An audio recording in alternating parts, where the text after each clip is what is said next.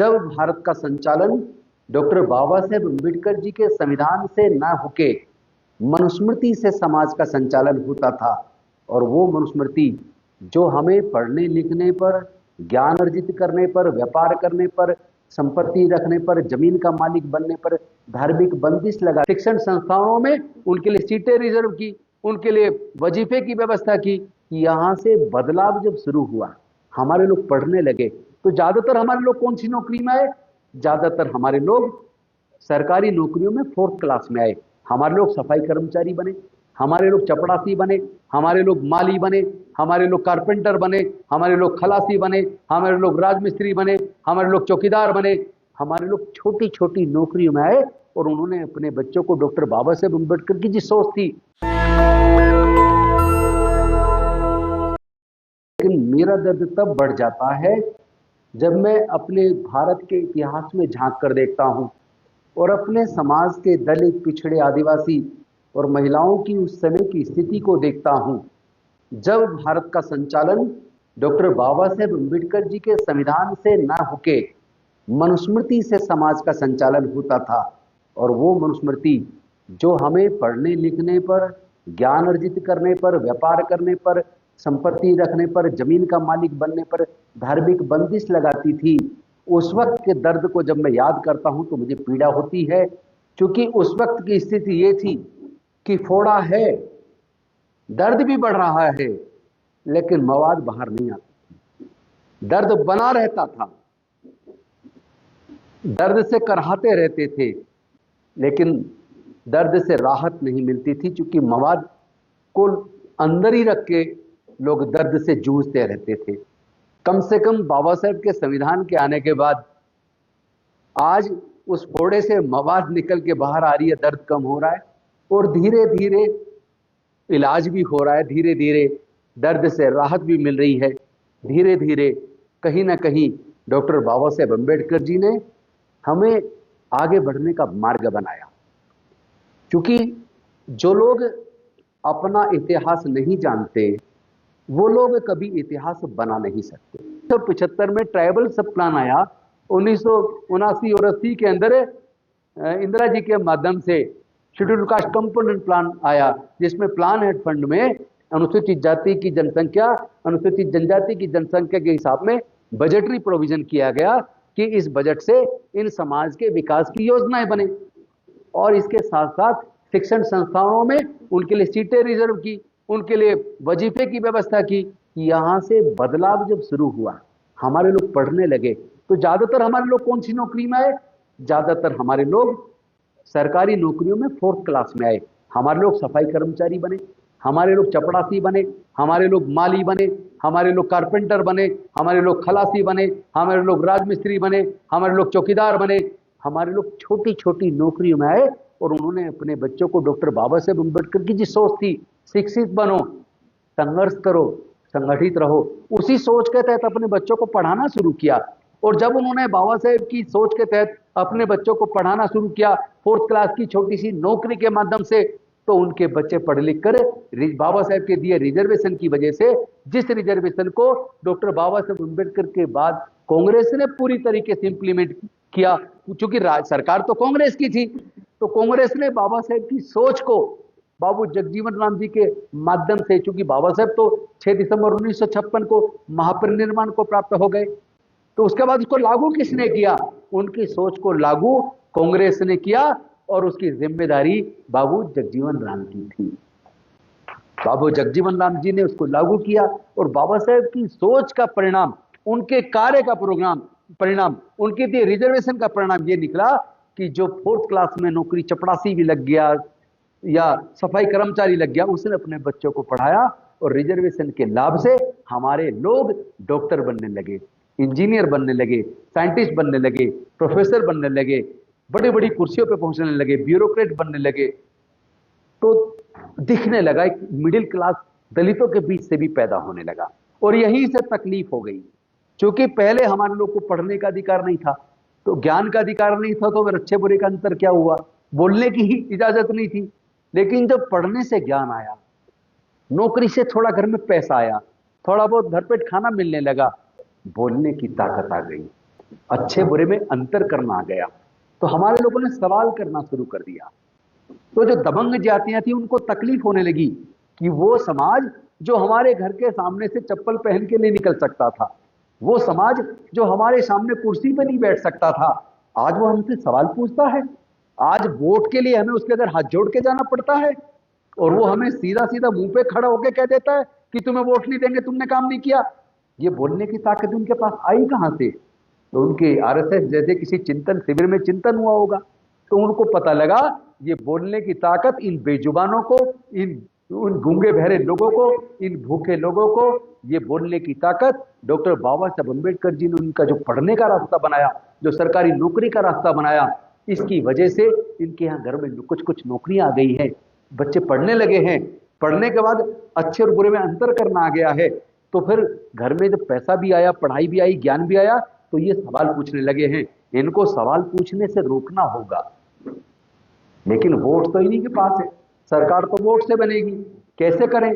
अब तो मनुस्मृति लागू नहीं हो सकती, अब तो बाबा साहब का संविधान लागू है, अब तो इनके पढ़ने पर भी बंदिश नहीं लगाई जा सकती, तो क्या किया जाए? यहीं से शुरुआत होती है। उन्होंने षड्यंत्र किया, क्योंकि वो षड्यंत्रकारी पहले से थे। दबंग जातियों में कुछ षड्यंत्रकारी, सब नहीं, अच्छे लोग भी उनमें। अगर सब कहेंगे तो डॉक्टर बाबा साहब अम्बेडकर जी ने जो 25 दिसंबर 1927 को मनुस्मृति को जलाया था, वो उनके एक साथी ब्राह्मण शस्त्रबुद्धे ने जलाया था। जब सावित्रीबाई फूले जी ने फातिमा शेख के साथ मिलकर स्कूल खोला था पहला, 1 जनवरी 1848 को, तो उसमें कुछ ब्राह्मण टीचर भी थे जिन्होंने उनको स्कूल चलाने में मदद की।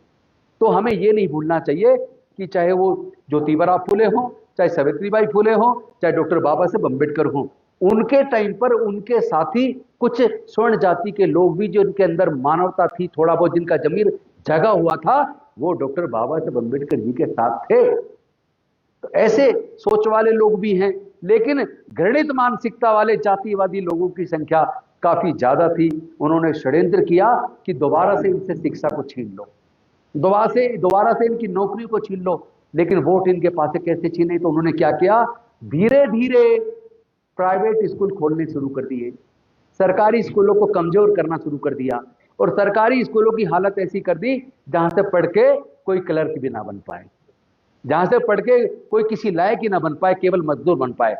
तो एक तरफ सरकारी स्कूलों को कमजोर किया, दूसरी तरफ प्राइवेट स्कूल खोले, और प्राइवेट स्कूलों में पढ़ाई का खर्चा इतना ज्यादा कि हमारे गरीब दलित परिवार के लोग पब्लिक स्कूलों में पढ़ाने का खर्चा नहीं उठा सकते। और दूसरी तरफ, जहां एक तरफ कांग्रेस पार्टी की सरकार ने जुलाई 1969 में, जब बैंक सारे प्राइवेट होते थे, इंश्योरेंस कंपनी सारी प्राइवेट होती थी, इंदिरा जी ने बैंकों का राष्ट्रीयकरण किया, और राष्ट्रीयकरण होने से भारत में दलितों को भी, लाखों करोड़ों लोगों को बैंकों में और इंश्योरेंस कंपनियों में नौकरियां मिली, उससे भी हमारे अंदर सामर्थ्य आया। और कांग्रेस पार्टी ने ही एम्स बनाया, कांग्रेस पार्टी ने ही आईआईएम बनाया, कांग्रेस पार्टी के टाइम पे ही आईआईटी बनी, कांग्रेस पार्टी के टाइम पे 100 से ज्यादा पब्लिक सेक्टर अंडरटेकिंग बनी, जिनके अंदर हमारे करोड़ों लोगों को नौकरियां मिली। तो एक तरफ नौकरी देने वाली सरकार थी जिसने आगे बढ़ाने का रास्ता बनाया, लेकिन बाद में ऐसे लोगों का वर्चस्व बढ़ना शुरू हो गया जिनके मन में तकलीफ थी कि ये अछूत अब बोलने लगा है। तो उन्होंने वो पॉलिसी ऐसी बना दी कि शिक्षा को हम दलितों से छीन लिया, सरकारी स्कूलों को कमजोर कर दिया, और प्राइवेट में फीस इतनी ज्यादा, प्राइवेट का खर्चा हम उठा नहीं सकते। तो एक तरफ तो शिक्षा को हमारे से उन्होंने छीना षड्यंत्र के तहत, दूसरी तरफ सारे पीएसयू उन्होंने बेचने शुरू कर दिए, और पहला डिसइन्वेस्टमेंट मिनिस्ट्री, एक नया मंत्रालय बनाया भारत के पीएसयू को बेचने के लिए, जिसका नाम था डिसइन्वेस्टमेंट मिनिस्ट्री, जिसको वाजपेयी जी की सरकार में बनाया, और जिसके मंत्री थे अरुण शौरी, आपको याद होगा। यहां से भारत सरकार के वो सारे पीएसयू, पब्लिक सेक्टर अंडरटेकिंग, जिनको कांग्रेस ने बनाया था, उसने भाजपा ने बेचना शुरू किया। एक एक करके पीएसयू बिकते चले गए, हमारे लोगों के नौकरी के रास्ते खत्म होते चले गए, और उधर प्राइवेट स्कूल खुलते चले गए, सरकारी स्कूल बंद होते चले गए। आज हालात ये है, पिछले 15 से 20 सालों में 2 लाख से ज्यादा सरकारी स्कूल भारत के अंदर बंद हो गए। क्या देश में जनसंख्या कम हो गई? जनसंख्या बढ़ रही है, लेकिन स्कूल सरकारी बंद हो रहे हैं, प्राइवेट खुल रहे हैं। और उन्होंने यह चोट केवल प्राथमिक शिक्षा या 12वीं तक की शिक्षा पे नहीं की, बल्कि उसके बाद तो अब इतनी ज्यादा हाइट हो गई है, अब तो दोबारा से वो फोड़ा जिसमें पहले अंदर ही मवाद रहती थी, दर्द बढ़ता रहता था, जो पीछे चीरा लगा के जिसके दर्द को निकालने का काम कांग्रेस ने किया था, मवाद बाहर निकालकर, अब फिर से भारतीय जनता पार्टी ने उस फोड़े को इतना पक्का कर दिया है कि आप दर्द से चीखते रहेंगे, लेकिन आपका फोड़ा फूटकर उसके मवाद बाहर नहीं निकलेगी, आपका दर्द कम नहीं होगा। वो कैसे किया? एक तरफ उन्होंने आपके सरकारी नौकरी के रास्ते कैसे बंद किए? वाजपेयी जी के टाइम पर बीजेपी की सरकार ने जो 4th क्लास की जो एम्प्लॉयमेंट थी, नौकरी थी सरकारी, केंद्र सरकार की, जिसमें चपड़ासी लगते थे, सफाई कर्मचारी लगते थे, माली लगते थे, चौकीदार लगते थे, इस तरह की जितनी भी नौकरियां थी, उसको वाजपेयी जी के टाइम पे सरकार से हाथ से वापस लेकर प्राइवेट ठेकेदारों के हाथ में देकर आउटसोर्स कर दिया। यानी 4th क्लास की नौकरी के अवसर ही खत्म कर दिए। ना 4th क्लास की नौकरी होगी, ना हमारे गरीब लोग 4th क्लास की नौकरी में आएंगे, ना उनके बच्चे पढ़ेंगे, ना उनके घर पे पैसा आएगा, फिर से ये गरीब हो जाएंगे, गरीब हो जाएंगे तो मजदूर हो जाएंगे, मजदूर हो जाएंगे तो मजबूर हो जाएंगे, और मजबूर हो जाएंगे तो गुलाम हो जाएंगे। तो एक तरफ यह षड्यंत्र किया कि उन्होंने सरकारी नौकरियों को कम कर दिया, ठेकेदारी प्रथा बढ़ा दी और कॉन्ट्रेक्चुअल एम्प्लॉयमेंट को बढ़ावा दे दिया, और दूसरी तरफ पीएसयूज बेच दिए, सारे बाल्को बेच दिया, नाल्को बेच दिया, आईटीडीसी के होटल बेच दिए, एयरपोर्ट बेच दिए, बंदरगाह बेच दिए, एमटीएनएल बेच दिया, बीएसएनएल बीएनएसएल बेच दिया, ONGC, petrol company, gas company, Coal India, इनके भी ज्यादातर शेयर बेच के, यहां तक कि एलआईसी तक, बहुत सारे बैंक बेच दिए, इंश्योरेंस कंपनीज बेच दी। धीरे धीरे पीएसयूज को धीरे धीरे खत्म करते जा रहे हैं, और लेटरल एंट्री से रिजर्वेशन के बिना ऊपर अब तो आईएएस की भी भर्ती कर रहे हैं।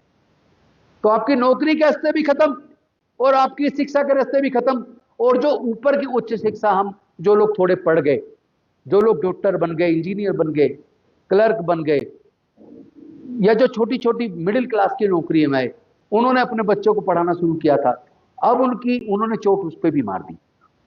कैसे मार दी? जैसे नेशनल लॉ यूनिवर्सिटी है, भारत सरकार की है, national law university state government की भी है, तो एनएलयू बोलते हैं उसको। एनएलयू में लॉ 5 साल की है, तो पहले तो चाहे एनएलयू में एडमिशन के लिए क्लेट का एग्जाम देना है, उसके लिए कोचिंग लेनी पड़ेगी। आपको एमबीबीएस में एडमिशन लेना है, मेडिकल में नीट का एग्जाम देना, तो उसके लिए कोचिंग देनी पड़ेगी।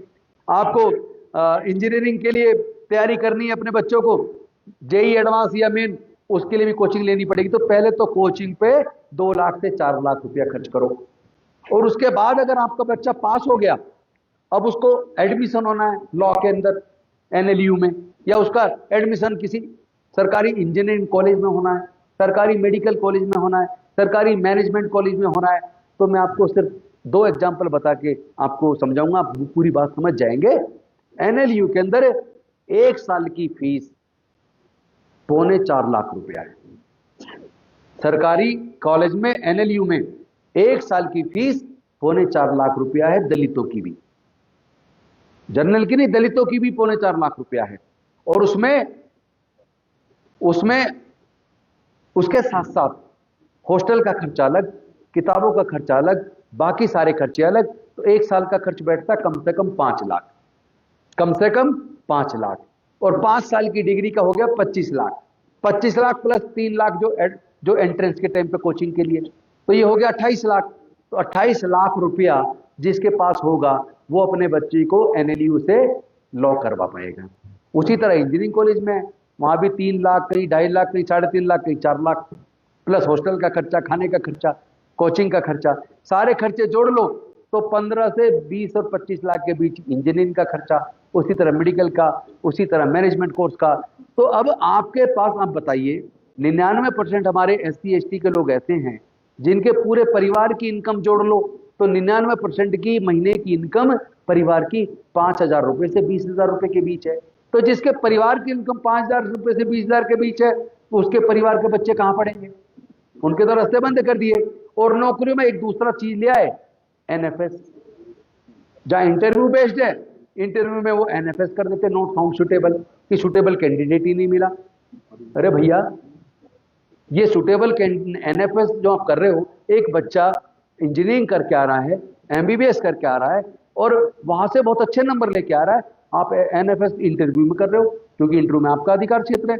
इस तरीके से हमारे लोगों की नौकरियों के रास्ते भी बंद कर दिए और हायर एजुकेशन के रास्ते भी बंद कर दिए। निचले स्तर पर स्कूल सरकारी बंद हो रहे हैं, प्राइवेट खुल रहे हैं, वो बड़े महंगे हैं। तो अब आपको दो चीज समझनी है और वो चीज आपको जाकर समाज को समझानी है, क्योंकि आप साहब कांग्रेस के कार्यकर्ता हो, वोटर के पास आपको जाना है। जो ग्रीवेंस आपने रखी, चाहे वो स्पेशल कंपोनेंट प्लान फंड की बात हो, चाहे निगम जो कॉर्पोरेशंस हैं या बोर्ड हैं उसमें हमें हिस्सेदारी भागीदारी देने की बात हो, चाहे कांग्रेस के संगठन में हिस्सेदारी भागीदारी देने की बात हो, चाहे फाइनेंस कॉर्पोरेशन के अंदर फंड मिले और हमारे लोगों को सस्ते लोन मिले ताकि अपना रोजगार कर पाए, उन सारे मुद्दों पर हम लोग मुख्यमंत्री जी मिलेंगे आज शाम को या कल सुबह। वो सारे ग्रीवेंसेस हम उनके साथ डिस्कस करके उनको रिजोल्व कराएंगे। पहली बात वो हम करेंगे। दूसरी बात, हम यहाँ संगठन को दोबारा से सर्जन करने वाले हैं, अनुसूचित जाति विभाग का दोबारा से गठन करने वाले हैं और उसमें जितनी भी दलित जातियां हैं उनकी जनसंख्या के साथ उनको भागीदारी देंगे। और वही बात हम सरकार से, मुख्यमंत्री जी से भी करेंगे कि यहां भी जहां आपके हाथ में कुछ देने का बनता है, जैसे आप बाकी को देते हैं अनुसूचित जाति को भी दें और उनमें जितने अनुसूचित जाति की सब कैटेगरीज हैं उनमें भी उनको हिस्सा बराबर का दें। जैसा आदरणीय राहुल गांधी जी सामाजिक न्याय की बात करते हैं, उसको इंप्लीमेंट करवाने की जिम्मेदारी हमारे और आपके कंधों पर है, हम उसको निभाएंगे। लेकिन इसमें एक बात आपको जाकर समाज के बीच में चर्चा करनी पड़ेगी कि एक सरकार वो है जिसने हमें दिया, जिसने बैंकों का राष्ट्रीयकरण किया, जिसने इंश्योरेंस कंपनियों का राष्ट्रीयकरण किया, जिसने एम्स बनाया, जिसने आईआईटी बनाई, आईआईएम बनाया, सैकड़ों पीएसयूज बनाए, हमारे लोगों को स्कॉलरशिप की व्यवस्था की, स्पेशल कंपोनेंट प्लान फंड दिया, ट्राइबल सब प्लान फंड दिया, और उसी सरकार ने सूचना का अधिकार दिया, उसी सरकार ने ग्रामीण मजदूरों के लिए मनरेगा देकर 100 दिन की रोजगार की गारंटी दी, जिसको अब मोदी जी की सरकार ने छीन लिया। मनरेगा खत्म करके विकसित भारत ग्राम जी के नाम पर समझ लो उस स्कीम को पूरी तरह ठप कर दिया और जो सूचना के अधिकार को भी डाइवर्ट कर दिया। और वही कांग्रेस की सरकार ने खाद्य सुरक्षा दी, अब कोई भूखा ना रहे, सबको कम से कम भूख से कोई ना मरे, तो खाद्य सुरक्षा का कानून भी वो भी कांग्रेस ने दिया। राइट टू एजुकेशन वो कांग्रेस ने दिया, राइट टू एम्प्लॉयमेंट वो कांग्रेस ने दिया, जल जंगल जमीन का जो अधिकार है, जो आर्टिकल 5 के अंदर आदिवासी लोग अक्सर अपनी लड़ते रहते हैं अधिकार के लिए, वो अधिकार भी वो भी कांग्रेस ने दिया। लेकिन बीजेपी ने वो भी छीन लिया। एक छीनने वाली सरकार है, पार्टी है, और एक देने वाली पार्टी है। अब मेरे समाज को यह तय करना पड़ेगा, बेशक से जितना हमारा हक है पूरा मिला हो या ना मिला हो, लेकिन क्या ये जो दलितों का मध्यम वर्ग बना, उनके लिए जितनी योजना बनी, क्या ये सारी योजना कांग्रेस के टाइम पे नहीं बनी? क्या देने वाली कांग्रेस नहीं है? क्या छीनने वाली बीजेपी नहीं है? क्या ठेकेदारी प्रथा बीजेपी नहीं लाई? क्या एनएफएस बीजेपी की सरकारें नहीं कर रही? यूनिवर्सिटीज के अंदर सारे सिलेक्शन आरएसएस के द्वारा हो रहे हैं। हमारे लोगों को नौकरियां नहीं मिल रही हैं, एनएफएस किया जा रहा है लगातार। हमारे लोगों से शिक्षा को महंगा करके शिक्षा छीन ली।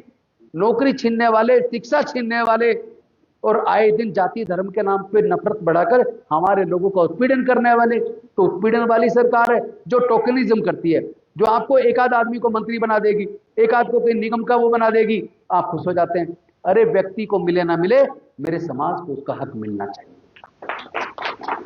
राजेंद्र गौतम को कुछ भी मिल जाए, सब कुछ मिल जाए, विनय जी को भी मिल जाए, उससे थोड़ी ना बात बनेगी। मिलने के बाद जिसको मिला है वो अपने समाज को दिलवाने के लिए कितनी योजना बना रहा है, ये महत्वपूर्ण है। वो अपनी आज हमारी सरकार है तो हमारे नेताओं की, हमारे मंत्रियों की जिम्मेदारी बनती है कि अपने लोगों को तैयार करे, अपने लोगों के लिए योजनाएं बनाए, स्पेशल कंपोनेंट प्लान फंड को इफेक्टिव उस पर कानून यहाँ बनवाकर उनके आगे बढ़ने की योजनाएं बनाए। कम से कम हमारे लोगों को इतना अवसर तो मिलना चाहिए कि जो कांग्रेस ने हमें पिछले 50 साल, शुरू के 50 साल में दिया था, जो बाद के 20-25 सालों में जो बीजेपी ने छीनने का काम जो हमारा किया है, अब समय आ गया है कि कांग्रेस को तो मजबूत करना ही है, साथ में अपने समाज को मजबूत करना है, अपने समाज की तमाम जातियों को प्रतिनिधित्व देना है। तो इस लड़ाई को जितनी आपकी ग्रीवेंस है जो आप कहना चाहते थे, ये मुझे पहले से, चूंकि मैं उस पर काम कर रहा हूँ, मैं डॉक्टर बाबा साहेब अम्बेडकर जी का सिपाही हूँ, समता सैनिक दल का एक सिपाही भर्ती हुआ जो बाबा साहब ने बनाया था 1924 में, और उसका नेशनल चीफ जनरल सेक्रेटरी तक रहा हूँ। और आज कांग्रेस ने मुझे मौका दिया ऑल इंडिया कांग्रेस कमेटी का अनुसूचित जाति विभाग का अध्यक्ष बनाकर। तो मैं तो राहुल जी के साथ लंबी मेरी मीटिंगें हुई हैं और उन्होंने तय किया है कि जिनके साथ लगातार उत्पीड़न हो रहा है, जिनकी हकमारी हुई है, जिनको हिस्सा नहीं मिल रहा है, उनके सामाजिक न्याय की लड़ाई को बिना डरे आज पूरे भारत में क्या राहुल गांधी जी से अलग कोई देश में नेता है जो उनकी लड़ाई लड़ रहा हो? तो आज कंधे मजबूत किसके करने हैं? राहुल गांधी जी के करने हैं। और ये मैं आपको एश्योर करता हूं, कांग्रेस पार्टी आदरणीय राहुल गांधी जी के नेतृत्व में हमारे देश के दलित पिछड़े जो वंचित वर्ग के लोग हैं, जिनका उत्पीड़न हुआ है, जाति के आधार पर जिनको पीछे धकेल दिया है, या जो धर्म के नाम पर नफरत फैलाने का काम किया जा रहा है, उसी माहौल में नफरत के बाजार में मोहब्बत की दुकान खोलने का काम आदरणीय राहुल गांधी जी कर रहे हैं। तो आज हमें तय करना है हम किसके साथ जाएं। भाई हमारे ही लोगों में से बीजेपी ने ऐसे कुछ छोटी छोटी पार्टियां बना दी हैं जिनको पूरा पैसा दिया जा रहा है, हर तरह की मदद दी जा रही है, इसलिए नहीं कि दलित मजबूत हो, बल्कि इसलिए ताकि हमारे समाज की वोट बढ़ जाए और उनका शासन बरकरार रहे। तो इस साजिश को भी समझना पड़ेगा। हमें इन साजिशों को समझ के और अपने हक की बात हमें मजबूती के साथ न केवल करनी है, बस उसको इम्प्लीमेंट भी करवाना है। इन्हीं शब्दों के साथ मैं आपसे ये उम्मीद करता हूं, आपके बीच जो काम करना चाहते हैं, जो मजबूत लोग हैं और सामाजिक न्याय को भी मानते हो, ऐसा ना हो दलितों की एक दो जाति खुद सब कुछ अपने आप रख लें, जो बाकी जाति हैं उनको भी उसमें हिस्सेदार भागीदार बनाए। वरना अगर हम कहते हैं हमारे साथ अन्याय हो रहा है, तो फिर हम जब खुद अपने लोगों के साथ अन्याय करते हैं, वो भी तो अन्याय है। तो अन्याय ना हम खुद करेंगे, ना अन्याय सहन करेंगे। इन्हीं शब्दों के साथ मैं इस उम्मीद के साथ, अनुसूचित जाति विभाग को बहुत मजबूत करोगे, लोकल बॉडी के अंदर चुनाव जिता के लाओगे, पार्टी को अब 2029 की तो केंद्रीय स्तर पर तैयारी करनी है, और जो अगला विधानसभा का चुनाव है उस पर फिर से 27 में आपको जीत के लाना है। यहां भी जीत के लाना है, पंजाब में भी जीत के लाना है, उत्तराखंड में भी जीत के लाना है। अब धीरे धीरे चूंकि जो हमें मिला कांग्रेस से मिला, अब समय आ गया है कांग्रेस रहेगी तो हमें सब कुछ मिलेगा। कांग्रेस जाती है तो जो अधिकार मिले थे वो छिन जाते हैं। तो इसलिए हमारा कोई दूसरा उद्धारक नहीं है।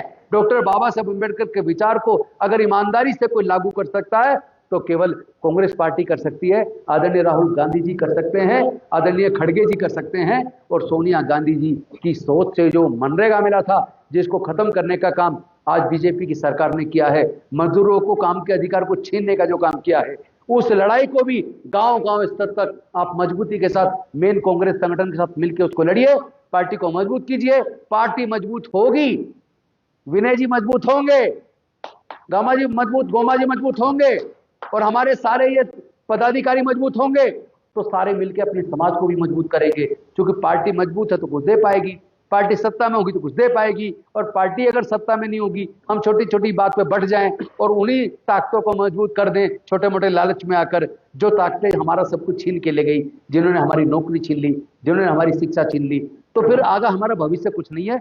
तो नेशनल दस्तक की आपसे गुजारिश है कि अगर इसको बचाना चाहते हैं तो नेशनल दस्तक को सब्सक्राइब करने के लिए रेड कलर के सब्सक्राइब बटन को दबाएं, फिर बेल आइकन की घंटी दबाएं। नेशनल दस्तक को बचाने के लिए बहुत जरूरी है कि हर खबर को शेयर करें, लाइक करें, कमेंट जरूर करें।